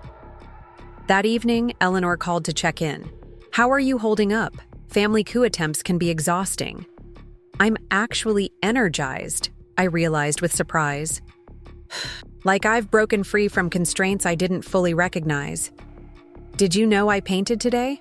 Watercolors, Terrible ones, but mine. Good for you. And the children? Struggling with their new perspective, they keep apologizing, trying to explain, seeking absolution I'm not ready to give. Not ready or not willing. I considered this. Both, perhaps. They need to sit with their discomfort, really examine what led them to such presumptions. Quick forgiveness would let them off too easily. Wise woman, Eleanor approved. Sometimes the greatest gift we can give our children is the opportunity to truly see their own limitations. A week later, I invited all 3 children for Sunday dinner. Not brunch with its implications of leisure and accommodation, but dinner, suggesting a more formal, purposeful gathering. I prepared carefully, choosing recipes that required skill and precision. Beef Wellington, soufflé Grand Marnier, dishes that demonstrated competence they'd apparently forgotten I possessed. They arrived promptly but nervously, bearing wine and flowers like peace offerings. I accepted these gracefully, but maintained a certain distance, the careful courtesy of a hostess, rather than the warm muddle of maternal greeting. The house looks different, Linda observed, noting changes I'd made. Art supplies organized in the sunroom, travel guides stacked on the coffee table, a new laptop set up in the study. I'm reclaiming spaces for current interests rather than preserving shrines to the past, I explained. Dinner conversation remained stilted at first, everyone avoiding the elephant in the room while making determinedly pleasant small talk. Finally, over dessert, I addressed what needed saying. I've been thinking about trust, I began, watching their faces grow attentive. How it's built over years but can shatter in moments. How its loss changes everything, even when people remain in our lives. Robert set down his fork. Mom, we know we violated your trust. We're prepared to do whatever it takes to repair. Are you? I interrupted. Because repairing trust requires more than apologies or promises. It requires fundamental change in how you see me and how you approach our relationship. Tell us what you need, Thomas said earnestly. I'd prepared for this question, considering carefully what boundaries and expectations would protect my autonomy while allowing for relationship repair. First, I need you to acknowledge that I am the sole authority on my life, my health, my finances, my living situation, my daily choices. Your opinions may be offered when requested, but never imposed. They nodded, chastened. Second, I need you to educate yourselves about aging without assumptions. Read about successful aging. Talk to geriatric specialists. Understand that chronological age doesn't determine capability. We can do that, Linda agreed quickly. Third, I need transparency. If you have concerns about me, voice them directly to me, not to each other in secret conferences. No more surveillance, no more gathering evidence, no more prepared interventions. Of course, Robert said. And finally, I continued, I need you to get to know me again. Not as your mother, but as Margaret Wilson. Ask about my interests, my plans, my thoughts on current events. Share your own lives more fully. Build an adult relationship based on mutual respect rather than outdated roles. The silence that followed felt different from earlier tensions. This was contemplation rather than resistance. You're right, Robert said finally. We stopped seeing you as a whole person. We reduced you to a role, then panicked when we thought that role was changing. But you've always been more than just our mother. I've been thinking about Dad, Thomas added unexpectedly. How he always called you his partner, not just his wife. He saw you completely, didn't he? We lost that somewhere along the way. Your father knew me as a person before I became a mother, I pointed out. You've only known me in relation to yourselves. It limits perspective unless you consciously work to expand it. Then help us expand it, Linda requested. Tell us things we don't know. Share stories from before we were born, or from times when we were too young to remember. So I did. I told them about my own childhood in rural Minnesota, about my mother who'd wanted to be a doctor but settled for marriage in an era with fewer choices, about how her unfulfilled dreams had shaped my determination to pursue nursing despite family disapproval, about meeting their father at a Vietnam War protest, how we'd argued politics for 3 hours before he asked me to dinner. I shared stories from my early nursing years, the triple shifts during the AIDS crisis, the crack epidemic that flooded emergency rooms with impossible choices, the mentors who'd shaped my skills and philosophy, professional experiences that had nothing to do with being their mother, but everything to do with who I'd become. They listened with the attention of strangers discovering a fascinating new acquaintance. Questions arose naturally about my opinions on healthcare reform, my experience with gender discrimination in medicine, my thoughts on current political situations. For the first time in years, they engaged with me as someone whose thoughts and experiences had value beyond maternal wisdom. As the evening progressed, I felt a subtle shift in dynamics. The rigid roles that had defined our relationships began to soften, allowing for more authentic connection. When Linda asked about my watercolor class, she seemed genuinely interested in my artistic exploration rather than assessing my activities for signs of decline. When Robert inquired about my investment strategies, he approached me as someone seeking legitimate financial insight rather than evaluating my mental competence. "I'm planning a trip to Southeast Asia this spring," I mentioned casually as we moved to the living room for coffee. "I've always wanted to see Angkor Wat, explore the Mekong Delta, maybe take a cooking class in Bangkok." The old them might have expressed concern about such adventurous travel. The evolving them responded differently. "That sounds incredible," Thomas said. "Are you going alone or with a tour group?" "Neither. I'm meeting Eleanor in Singapore. Then we're traveling independently. We've mapped out a loose itinerary but want flexibility to explore unexpected opportunities." "Eleanor's the friend from nursing school?" Linda asked, demonstrating she'd been listening earlier. "Yes, we've maintained our friendship for over 50 years. She's been widowed longer than I have and has become quite the world traveler. This will be our 3rd international trip together." "I didn't know you'd traveled together before," Robert admitted. "There's a great deal you don't know," I said gently. "Which is partly my fault. I got so accustomed to being seen only as your mother that I stopped sharing other aspects of my life. But that ends now." The evening concluded with plans for future dinners, tentative suggestions of activities we might enjoy together.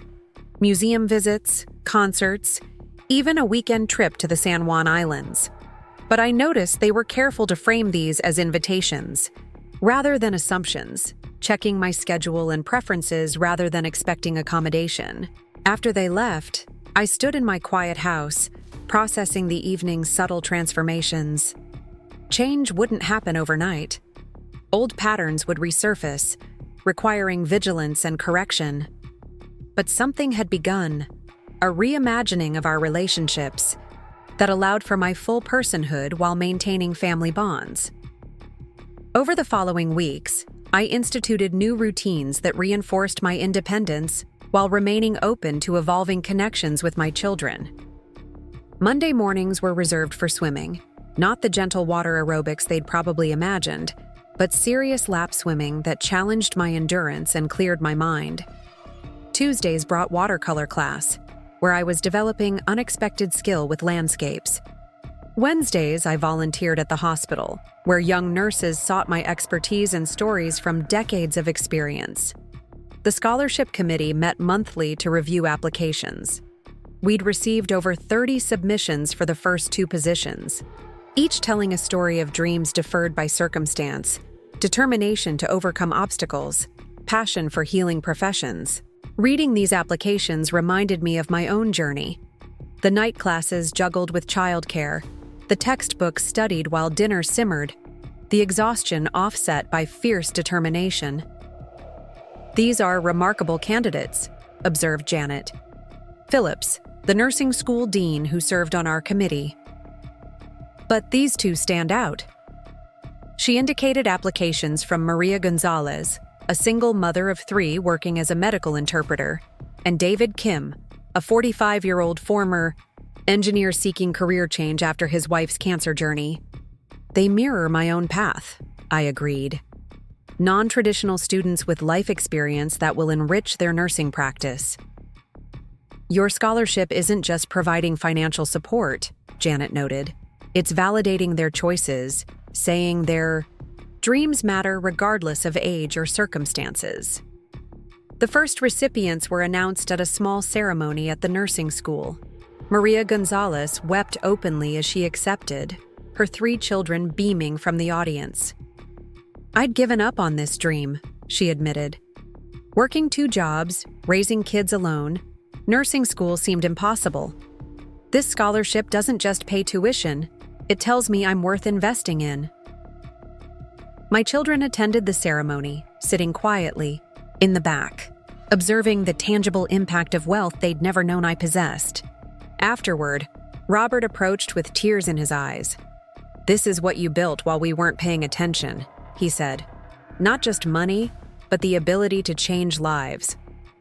"Money is just a tool," I replied. "What matters is how we use it. You saw my assets as something to preserve, to transfer. I see them as instruments of possibility." Linda joined us, having spoken with several nursing students. They all know who you are, not as someone's mother, but as a respected nurse educator, a mentor, someone who broke barriers. How did we miss this entire dimension of your life? "You saw what you expected to see," I said simply. "We all do sometimes."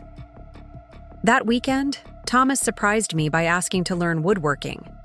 We spent Saturday afternoon in the garage workshop, me teaching him to measure twice, cut once, showing him how to sand with the grain, sharing Paul's tricks for getting joints perfectly square. "Dad tried to teach me this when I was young," he admitted, fumbling with the measuring tape. "I wasn't interested then, too eager to play video games or hang out with friends." "You're interested now," I observed. "That's what matters." We worked. He opened up about his divorce, his struggles with direction at 41, his fear of disappointing me. The rhythm of physical work seemed to unlock emotional honesty. "You could never disappoint me by being human," I assured him. "Only by being less than you're capable of becoming." "How do you know what you're capable of?" he asked. "You reinvented yourself after Dad died, built all this." He gestured around the workshop, but I knew he meant more than tools and sawdust. "I discovered capability through necessity," I explained. "When you have no choice but to succeed, you find strength you didn't know existed." But I also discovered it through curiosity, wondering what else I might accomplish if I tried. Spring arrived early that year, cherry blossoms exploding throughout the city in pink and white profusion. I prepared for my Southeast Asian adventure, getting vaccinations, researching cultural customs, practicing basic phrases in Vietnamese and Thai. My children's reactions to these preparations revealed their ongoing evolution. "Let me help you plan," Linda offered, then caught herself. "I mean, if you want help, you probably have everything under control." I smiled at her self-correction. "I'd actually appreciate your input on travel apps and technology. You're more current on those than I am." Her face lit up at being asked for expertise rather than assuming I needed rescue. We spent an afternoon setting up translation apps, mapping software and emergency contact systems, practical preparations that enhanced rather than restricted my independence. Robert gifted me a sophisticated camera for the trip. "I remember you always loved taking photos but said you never had time to learn proper technique." "That's thoughtful," I said, touched by evidence he'd been listening more carefully. "Perhaps when I return, we could take a photography class together?" The suggestion pleased him immensely. "I'd like that. Something new we could learn side by side." As departure approached, I noticed their anxiety manifesting differently than it might have months earlier. Instead of trying to dissuade me or catastrophizing about dangers, they channeled concern into helpful gestures, Thomas researched highly rated restaurants in each city. Linda created a shared digital album where I could upload photos. Robert invested in comprehensive travel insurance. "You're being so supportive," I commented during our last dinner before my departure.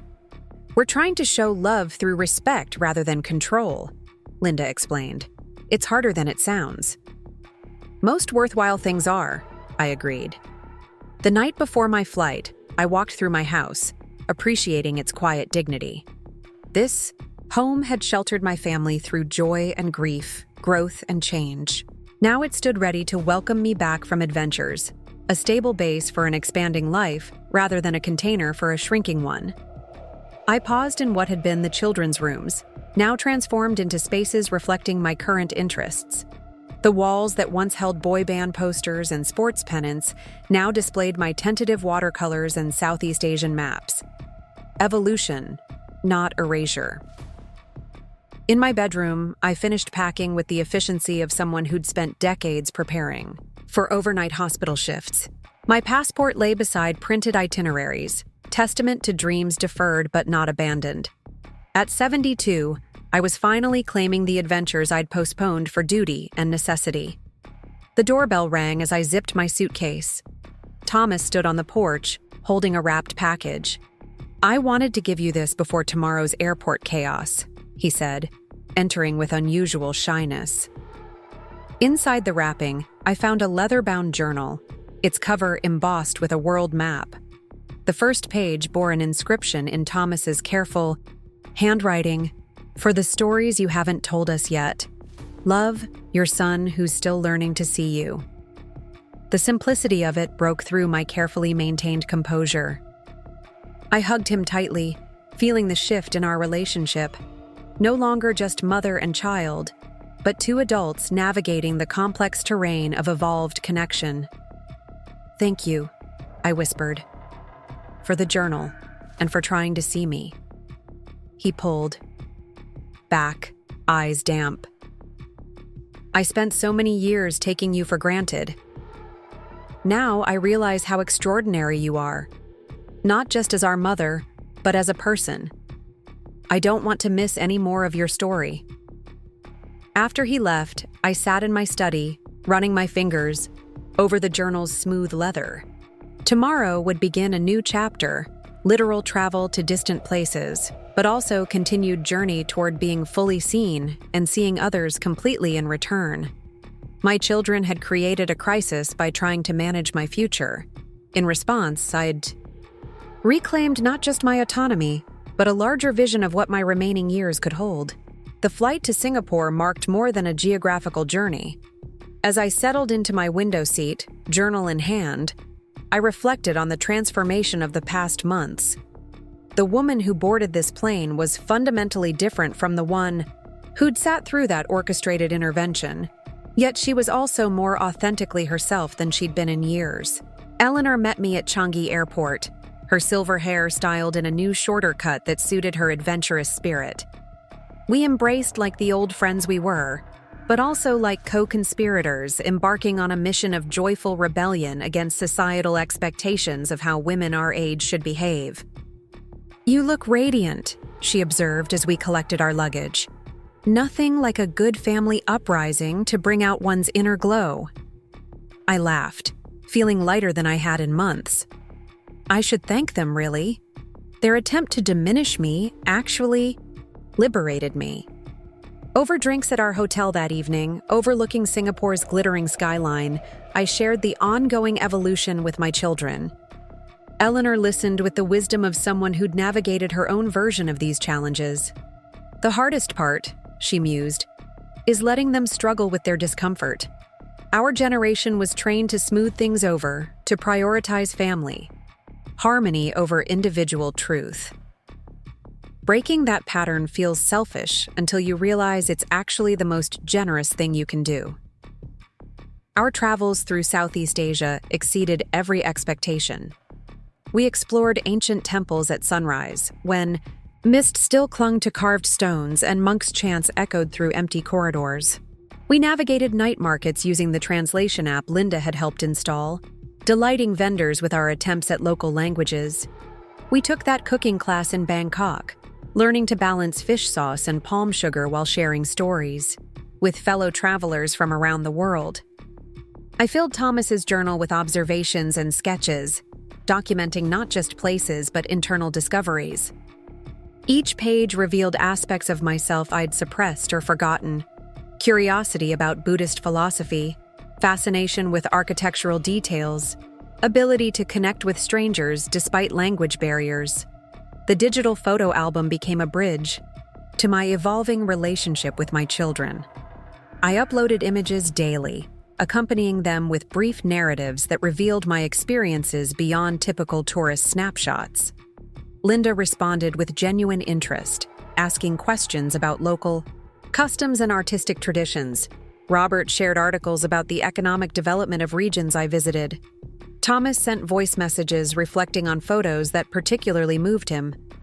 Their engagement felt different, less like checking on my welfare and more like sharing in my adventure. When I posted a photo of myself wearing a traditional Vietnamese áo dai, radiant among lotus blossoms, Linda's response captured the shift. "Mom, you look like you're exactly where you're supposed to be. Thank you for showing us this version of you." In Siem Reap, while exploring Angkor Wat's ancient corridors, I encountered a group of nursing students from Australia. Their professor, recognizing a fellow healthcare professional, invited me to share experiences with her class over dinner. That evening, I found myself discussing emergency medicine across cultures, the evolution of nursing education, and the importance of continuing to grow throughout one's career. "You inspire me," one young student said afterward. "I hope I'm still traveling and teaching when I'm your age." "Why wait?" I responded. "The best time to claim your full life is always now." Eleanor captured the exchange on her phone, later, sharing it with my children. Robert's response arrived within hours. "Mom, watching you teach those students, I finally understand. You were never just our mother. You're a teacher, an adventurer, a woman with wisdom the world needs. I'm proud to be your son." The message moved me deeply, representing a fundamental shift in how he saw me, not as a role to be managed, but as a person to be celebrated. Returning home after 6 weeks of travel, I found my house exactly as I'd left it, yet somehow transformed by my expanded perspective. The familiar rooms felt like a canvas for continued growth rather than a museum of past life. My suitcase held more than souvenirs. It carried proof of capabilities my children had doubted and I had reclaimed. At the airport, all three waited, with welcome home signs decorated by my grandchildren. Their faces reflected genuine joy rather than relief at my safe return. The subtle difference spoke volumes about our changing dynamic. That evening, they'd arranged a homecoming dinner at my house, but with a twist. Instead of expecting me to cook, they'd prepared dishes inspired by my travels, attempting Thai curry and Vietnamese spring rolls with varying degrees of success. The gesture touched me more than perfectly executed cuisine would have. "We followed your photos to create the menu," Linda explained, proudly presenting her attempt at mango sticky rice. "Every time you posted about food, we researched recipes." As we shared the meal, I recognized a new quality in our conversation. They asked about temple architecture and market negotiations with the attention previously reserved for my health and finances. When I mentioned considering a return trip to study meditation more deeply, no one questioned my capacity or safety. Instead, Thomas asked if he might join me. "I've been reading about mindfulness practices," he admitted. "Your journey inspired me to explore my own internal landscape." The following week brought the second scholarship award ceremony. Maria Gonzalez, our first recipient, spoke about her initial semester's challenges and triumphs. Her confidence had blossomed, her academic performance exceeded expectations, and she'd already begun mentoring other non-traditional students. "Mrs. Wilson's scholarship gave me more than financial support," she told the audience. "It validated my belief that it's never too late to pursue your calling." She reimagined her life after loss. Her example shows us that transformation is always possible. My children sat in the front row this time, no longer observers, but active participants. Robert had volunteered to help with financial planning, workshops for students. Linda offered marketing expertise to expand the scholarship program. Thomas proposed creating a documentary about non-traditional nursing students. "Your legacy isn't just money," Linda whispered during the ceremony. "It's showing all of us how to live fully." Summer brought new challenges and opportunities. I advanced to intermediate level in my watercolor class, even selling several paintings at the community center's art fair. The proceeds went to the scholarship fund, but the validation of my artistic growth meant more than money. Eleanor and I began planning our next adventure, a literary tour through Ireland, following the footsteps of writers we'd admired since college. When I mentioned this at Sunday dinner, my children's response showed how far we'd traveled from that confrontational afternoon months earlier. "That sounds wonderful," Robert said. "Maybe you could blog about it? I'd love to follow your literary insights." "I've actually started writing," I revealed. "Not just travel journals, but essays about nursing, about widowhood, about refusing to shrink as we age." A former colleague connected me with a publisher who's interested. Their excitement was genuine. Thomas immediately offered to help with technical aspects of blogging. Linda suggested connecting with book clubs that might appreciate my perspective. Robert proposed investment strategies for potential royalties. "You're seeing me," I marveled aloud. "Not as someone to be managed, but as someone still becoming." "We're trying," Linda admitted. "Every day we're trying to unlearn our assumptions and really see who you are now, not who we thought you were supposed to be." That conversation led to a deeper discussion about aging, capability, and family dynamics. We talked honestly about their fears, of losing me, of their own mortality, of making different choices than societal scripts prescribed. I shared my own evolution, how losing Paul had forced me to discover strengths I'd never known existed, how their attempt to control my future had catalyzed an even deeper self-discovery. The irony, I reflected, is that your intervention achieved the opposite of what you intended. Instead of convincing me I needed protection, it showed me how much untapped potential I still possessed. Autumn arrived with its familiar rhythms: garden cleanup, storm preparations, the scholarship committee reviewing new applications. But this year felt different. My children helped with yard work not from obligation, but from genuine desire to spend time together. We worked side by side, sharing stories and comfortable silences. One afternoon, while raking leaves with Thomas, he posed a question that showed his continued growth. "Mom, what dreams do you have that you haven't shared yet?" I paused, considering. "I want to establish a nursing mentorship program, pairing experienced nurses with newcomers. I want to exhibit my watercolors in a real gallery. I want to write that book about resilience in healthcare. I want to see the aurora borealis and swim with dolphins." "Then do it all," he encouraged. "We wasted so much time trying to protect you from life. Now we want to cheer you on as you live it fully." His words marked how completely our dynamic had shifted. From children who saw me as a problem to be solved, they'd become supporters of my continued expansion. For my 73rd birthday, they surprised me with something unexpected. Not material gifts, but experiences. Robert had arranged a private gallery showing for my watercolors at a local art center. Linda had connected me with a literary agent, interested in my essays. Thomas had researched optimal locations for viewing the Northern Lights and presented a detailed itinerary. These aren't just gifts, I realized aloud. They're investments in my dreams. "We're learning," Robert said. Simply, learning that the best way to love you is to support your growth, not restrict it. The gallery opening exceeded my wildest expectations. Former colleagues, scholarship recipients, fellow students from art class, and new friends from travels filled the space. My paintings, amateur but authentic, decorated walls that had held professional artists' work. Each piece told a story of discovery, temples reflected in still water, market scenes bursting with color, landscapes interpreted through newly trained eyes. "Your mother is quite remarkable," an art critic told Linda, not recognizing their relationship. To begin painting at her age and achieve this level of expression, it speaks to untapped talent finally given voice.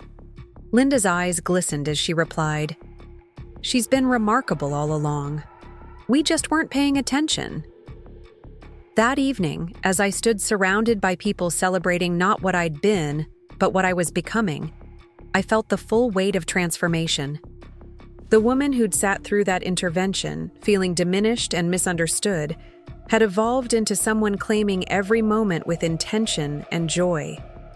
The book contract came through just before Christmas. My essays would be published under the title Undiminished: Reclaiming Life After Loss and Expectations. The advance would fund another scholarship recipient and support continued travels. More importantly, my words might help others facing similar transitions. "I'm so proud of you," Thomas said when I shared the news. "Not just for the book, but for everything. For refusing to be less than you are, for teaching us to see you clearly, for showing that life expands rather than contracts with age." Winter settled over Seattle with unusual snow, transforming familiar landscapes into something magical. I stood at my kitchen window, watching cardinals visit the feeder Paul had built decades ago, and reflected on the journey of the past year. What had begun as my children's attempt to manage my decline had become a catalyst for everyone's growth. They still worried sometimes when I mentioned planning to hike sections of the Camino de Santiago or considered teaching English abroad for a summer. But now they channeled concern into research about hiking boots and teaching programs rather than trying to dissuade me. We'd established new traditions that honored our evolved relationships. Monthly art nights where we all attempted creative projects together. Book club meetings where we discussed everything from classic literature to contemporary essays about aging. Planning sessions for the scholarship program, which had grown to support 4 students annually. One snowy afternoon, all 3 children arrived unexpectedly, faces bright with excitement. "We have something to show you," Linda announced, producing a folder with dramatic flourish. Inside, I found plans for expanding the Wilson Nursing Scholarship into a full foundation. They'd researched legal structures, identified funding sources, and even designed a website. Most touching was the mission statement they'd crafted. The Margaret Wilson Foundation supports individuals reclaiming their dreams at any age, inspired by a woman who proved that loss can become liberation, that assumptions can become invitations to exceed them, and that life's richest chapters are often written last. "We want to help build something that extends your vision," Robert explained. "Not because you need us to, but because we believe in what you're creating." Tears clouded my vision as I absorbed their offering. This was partnership, not paternalism. They were seeing me so clearly that they could amplify my dreams rather than containing them. That spring, as cherry blossoms once again transformed the city, I stood before a group of nursing students delivering a keynote address about resilience in healthcare. My children sat in the audience, no longer as monitors of my capability, but as proud witnesses to my continued evolution. 20 months ago, I told the assembly, my adult children decided I needed protection from life's challenges. Their intervention forced me to examine who I'd allowed myself to become in their eyes and who I actually was beneath their assumptions. That confrontation became a gift, though neither side recognized it initially. I spoke about reinvention after loss, about refusing societal scripts for aging, about the courage required to disappoint others' expectations in service of authentic living. The students listened with the attention of those recognizing their own future challenges in my past struggles. The greatest tragedy isn't loss or aging, I concluded. It's allowing others' limited vision to define our possibilities. Every day, We choose whether to expand or contract, whether to claim our full selves or perform roles others assign us. Choose expansion. Choose authenticity. Choose the courage to surprise yourself and others with what you're capable of becoming. Thunderous applause followed, but what moved me most was my children's faces. Robert wiping tears, Linda beaming with pride, Thomas recording every word. They'd traveled so far from that Sunday afternoon when they'd tried to manage my future. Now they celebrated my present and anticipated my continued growth with joy rather than fear. Afterward, at dinner overlooking the Sound, we raised glasses to transformation, theirs and mine. To Mom, Robert offered, who taught us that love without respect is hollow, that assumptions blind us to truth, and that it's never too late to see each other clearly. To seeing and being seen, I responded, touching my glass to each of theirs. As twilight painted the water in shades of gold and purple, I thought about the unexpected gift my children had given me through their misguided intervention. By trying to make me smaller, they'd forced me to claim my full size. By attempting to manage my future, they'd inspired me to expand it beyond their imagination. The woman who'd sat alone in her garden that November evening, hurt by her children's assumptions, had transformed into someone living boldly and authentically. But perhaps more importantly, she'd transformed her relationships from roles into real connections, from duty into choice, from assumption into discovery. My story wasn't ending. It was deepening, expanding, becoming richer with each choice to live fully despite others' expectations. At 73, I was more myself than I'd ever been, surrounded by family who'd learned to celebrate rather than contain me. The Northern Lights still awaited. That book would soon reach readers facing their own assumptions about aging and capability. The foundation would grow, supporting more dreamers who refused to accept that timing-defined possibility. And my relationships with my children would continue evolving as we practiced seeing each other as complete, complex individuals rather than simple roles. In the end, their attempt to protect me from life had given me back my life in full. Sometimes the greatest gifts come disguised as challenges, forcing us to discover strengths we'd forgotten and dreams we'd deferred. Sometimes being truly seen requires first insisting on your own vision of who you are and who you might yet become. As we prepared to leave the restaurant, Thomas lingered beside me. "You know what I realized?" he said quietly. "We thought we were losing our mother as you aged. Instead, we found Margaret Wilson, and she's extraordinary." I squeezed his hand, feeling the weight of journey traveled and road still ahead. "She was there all along," I replied. "You just had to learn to see her, and she had to remember to insist on being seen." Under the vast Seattle sky, with my transformed family around me and unlimited possibilities ahead, I stood firmly in my truth. 73 years old, financially secure, physically capable, mentally sharp, emotionally evolved, and absolutely, unapologetically undiminished. The greatest chapters of my story were still being written, and I held the pen with steady hands and an open heart, ready for whatever adventures awaited a woman who'd finally claimed her full self. Up next, you've got 2 more standout stories, right on your screen. If this one hit the mark, you won't want to pass these up.